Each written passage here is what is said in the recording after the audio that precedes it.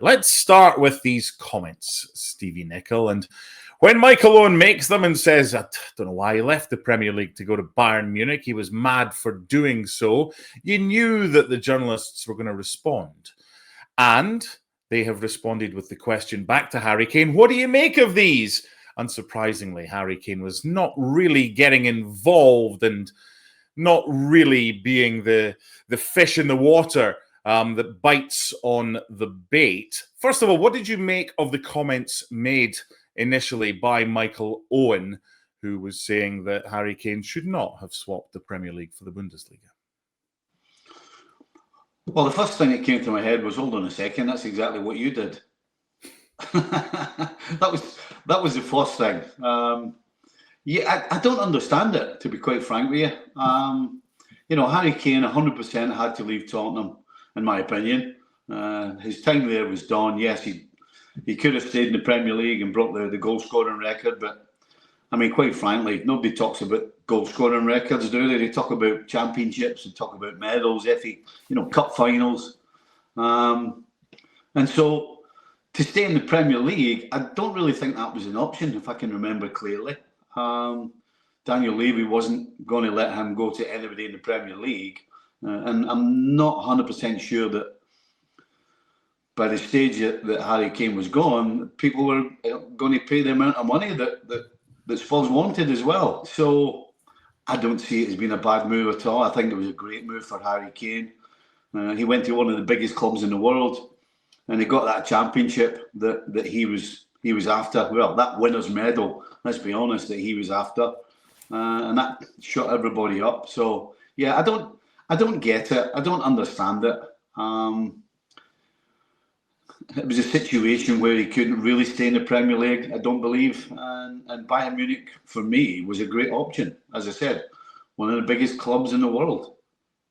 Harry Kane's response is what you would expect from an England captain. Everyone's entitled to their opinion. If that's what he thinks, he's maybe insinuating I went there for trophies because I hadn't won any. But hey, he's entitled to his opinion. He doesn't want to get embroiled in a war of words with a former England striker. Is this Michael Owen just trying to stay relevant by being controversial?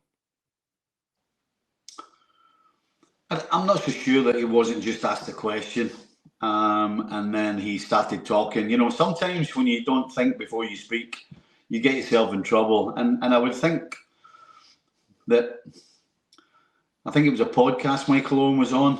He was on with Rio Ferdinand. Yeah. And so once you've opened your mouth, you can't really reel it back in.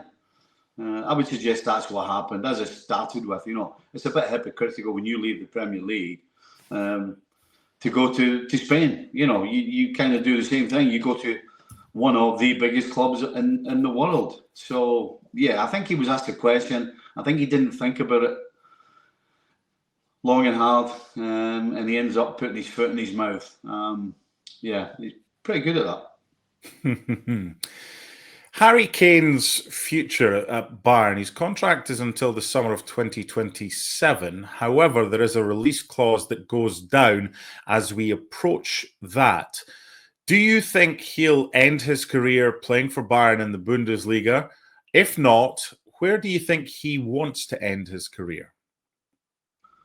If Bayern Munich do not sign this guy up, then I'm sorry. There's something wrong at Bayern. I mean, Harry Kane. The question was, could Harry Kane fill Lewandowski's boots? I mean, that's what the question was, and he's absolutely done that and some. So Bayern Munich would be absolutely crazy not to get this guy tied up. I mean, if Harry Kane was to walk away from Bayern Munich, you're ripping the guts out of them. I mean, there's no question. He is their most important player by a long way. So it makes no sense for Bayern Munich not to sign Harry Kane up. And unless Harry Kane or his wife and family are homesick, then there's no reason for Harry Kane to leave Bayern either. Bayern will always be chasing the top prizes. Certainly long after Harry Kane's left. So if Harry Kane wants to win more medals and wants to be involved in the top prizes, then why would Harry Kane leave Bayern Munich? Because I don't believe any of the you know, the Liverpools and Man Cities and Arsenals, I don't believe are trying to sign Harry Kane. So why would he come back to the Premier League? To go back to Tottenham? Maybe from an emotional point when he's about 35, 36, he might want to do that. But I don't see it. I don't see Harry Kane coming back to the Prem, certainly anytime soon. And I would suggest, as I've already have done, if Bayern Munich don't sign this guy up on a new contract, then they're crazy. Yeah, Harry Kane turned 32 at the end of July, so there's still plenty of life left in his legs. What about his England team compared to the England team that Michael Owen was in? Before we get into England's chances at the World Cup next year with Harry Kane, is it a better squad of players now that Thomas Tuchel has, including Harry Kane, than previous England managers had with Michael Owen as their main striker? Wow. How long's a piece of string? I mean, both squads are just jam-packed with talent all over the field. Let's be honest. I mean, this particular squad, in my opinion, are probably only missing a world-class centre-back and a world-class goalkeeper. Other than that, they have talent all over the field. I mean, any of those players would walk into most teams in the world. No question. The irony would be, Stevie, if Harry Kane left Spurs to get trophies, which he did with Bayern, if he could then get trophies as well. And I just wonder if he was offered a right to reply, if England were to win the World Cup next year, there'd be joyous scenes throughout Great Britain up until Hadrian's Wall. Then he would be asked, yes, was that the right decision? According to Michael Owen, you shouldn't have gone to the Bundesliga. As far as England's chances are concerned next year, before Serbia, there was a lot of people saying Tuchel's not the man for the job. And now there's some saying England are going to win the World Cup because they won 5-0. Is the truth somewhere in between? And apart from those two world-class individuals that you think they're lacking, where are they with the rest of the top kind of favourites to win the trophy next year when the World Cup is played in the United States, Canada and Mexico? Well, England have to be one of the favourites. You know, the only thing that anybody can suggest against the English is that they've never won it since 1966, when they've had the squad and the starting 11 that were capable of doing it.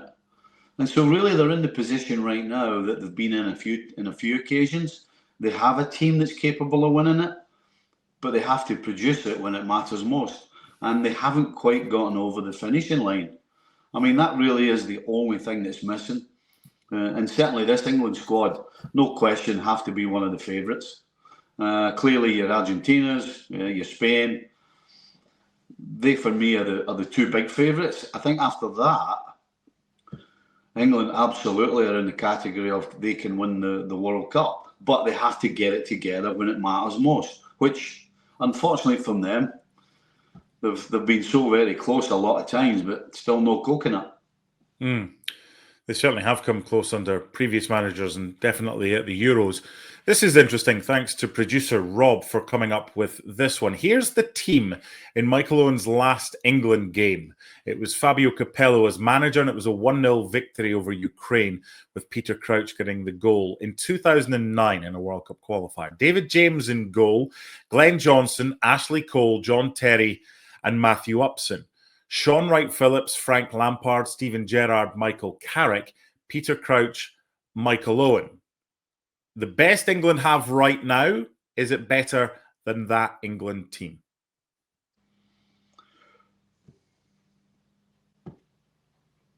Well, that's tight. I mean, the problem is with Pickford, he's always been great with England.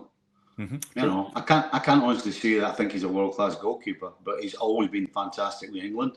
And so I think he goes ahead of David James. Glenn Johnson, maybe that would be one you would swap. I mean, you're playing John Terry, but you're probably not playing Matthew Upson. So Maybe if this England team had a John Terry. Yeah, you're playing Gahey before you play Upson. Yeah, you play Kane before Peter Crouch. You're playing Ashley Cole before Lewis Skelly or Lee middle of the park. Jude Bellingham is absolutely fantastic. Yeah. So it's just not a straightforward answer. You know, oh. Carrick, Lampard, Gerrard. I mean, seriously. Wow. But then Jude Bellingham. Would you put Jude Bellingham before Carrick? Yeah, this is it's one of those impossible questions to answer. It really is, because we could sit here for a good hour and talk about the positions and who should and who shouldn't be and the merits of who would be better in terms of the balance of the team. All of these things. The fact of the matter is, both of these teams that you've read out were capable of winning the World Cup, but didn't. Or certainly this one hasn't. So, you know, I think it's a futile argument, quite frankly. They're both really good. They're both great sides. At their best, scintillating.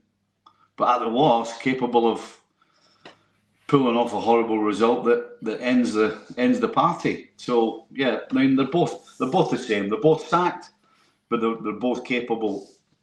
Certainly so far, both have shown that when it's come to the real crunch, they haven't been able to get it done. That's where they both sit.